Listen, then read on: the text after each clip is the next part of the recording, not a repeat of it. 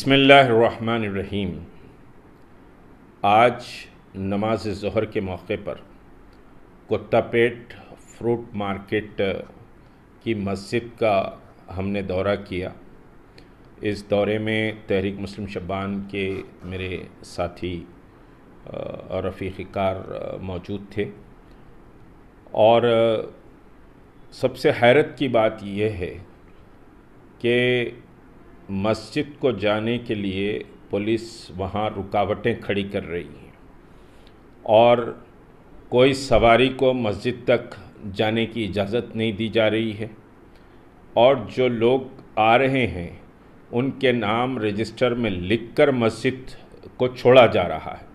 اس کے معنی یہ ہے کہ پولیس غیر محسوس طریقے سے اس مسجد کو پہلے ویران کرنا چاہ رہی ہے، اور اس کے بعد شاید مسجد کو شہید کرنے کا منصوبہ حکومت رکھتی ہے۔ وہاں دواخانہ بہرحال سمجھیے کہ تعمیر کیے جانے کی بات چیف منسٹر نے اسمبلی میں کہی ہے۔ مجھے اس بات پر بڑی حیرت اور سمجھیے کہ تعجب بھی ہے کہ ہمارے 2 MLA وہاں کتا پیٹ مارکیٹ کا دورہ کیے اور بیوپاریوں سے بات کیے، اور کوئی مسجد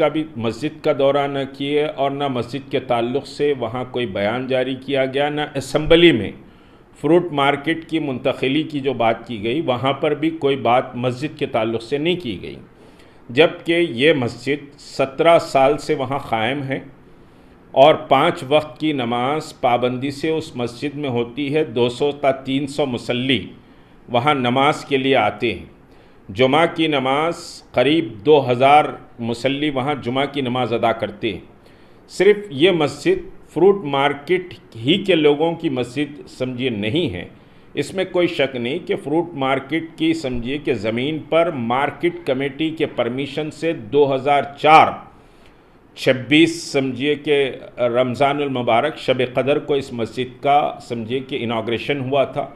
2004 میں، اور مارکیٹ کمیٹی نے اس کو پرمیشن دیا تھا، اور یہ زمین بلا شبہ اس کا کرایہ بہرحال سمجھیے کہ حکومت کو دیا جاتا ہے اس پلاٹ کا، جو 1136 اسکوائر یارڈ پر یہ مسجد ہے۔ اگر مسجد کو سمجھیے مین روڈ سے اگر آپ زمین پرووائڈ کر دیتے ہیں تو قریب میں سمجھتا ہوں کہ 250-300 گز زمین سمجھیے کہ اضافہ جائے گی، جو مسجد کے لیے راستے کا کام کرے گی۔ BSNL کا آفس جو سمجھیے فروٹ مارکیٹ کو لگا ہوا ہے، اسی کی دیوار سے لگی ہوئی یہ مسجد ہے، اور بڑی مسجد ہے، آباد مسجد ہے، اور فروٹ مارکیٹ یہاں سے اٹھنے سے یہ مسجد کوئی ویران نہیں ہوگی۔ اطراف و اکناف میں جو مسلمان بیوپاری ہیں اور جو مختلف مسلمان وہاں دکانوں پہ کام کرتے ہیں، اور پھر دلسکھ نگر سمجھیے کہ ایجوکیشن ہب ہے، تو وہاں بہت سے مسلم لڑکے بھی وہاں تعلیم حاصل کرنے کے لیے آتے ہیں، یہ سب اس مسجد کے مصلی ہیں، اور وہاں پر کوئی مسجد اس وقت سمجھیے کہ نہیں ہے، یا تو پھر LB نگر کو جانا پڑتا ہے، یا پھر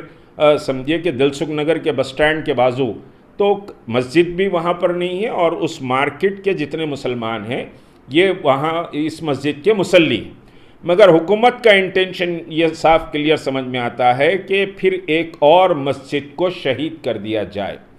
اور مسجد کو جانے کے لیے بڑی پابندیاں لگائی گئیں۔ خود میں نے وہاں پر احتجاج کیا، اور احتجاج کر کے گاڑی کو اندر لینا پڑا، بہت رکاوٹیں اور بہت تو میں کے بعد ہم مسجد پہنچ سکے۔ مسجد کو جو بھی جا رہے ہیں وہاں پر ان کے نام درج کیے جا رہے ہیں، تو ایک خوف کا ماحول، ڈر کا ماحول پیدا کیا جا رہا ہے۔ اگر یہ زمین سمجھیے کہ مسجد جس پر قائم ہے گزشتہ 17 سال سے، یہ زمین اگر حکومت کی ہے تو ہم سمجھیے کہ اس زمین کو سبسڈی ریٹ پر حکومت مسلمانوں کو بیچ دے، مسلمان وہ زمین کو خرید لیں گے، اور مسجد کی سمجھیے کہ صاحب مسجد کی کمیٹی کو یہ زمین بیچ دے، کوئی کمرشل ایکٹیویٹی کے لیے نہیں، بلکہ ہم وہاں پر وہ مسجد کو سمجھیے حکومت سبسڈی ریٹ پر بیچ سکتی ہے۔ ایسا بہت سے جگہ ہوا ہے، تو یہ مسجد کو شہید سمجھیے کہ اگر حکومت کرے گی تو بہت مسائل پیدا ہوں گے، اور تلنگانہ حکومت پر سمجھیے کہ پہلے ہی مساجد کی شہادت کے داغ لگے ہوئے ہیں۔ ایسا سمجھا جائے گا کہ تلنگانہ حکومت انٹینشنلی مساجد کو شہید کرنے کا کام کر رہی ہے۔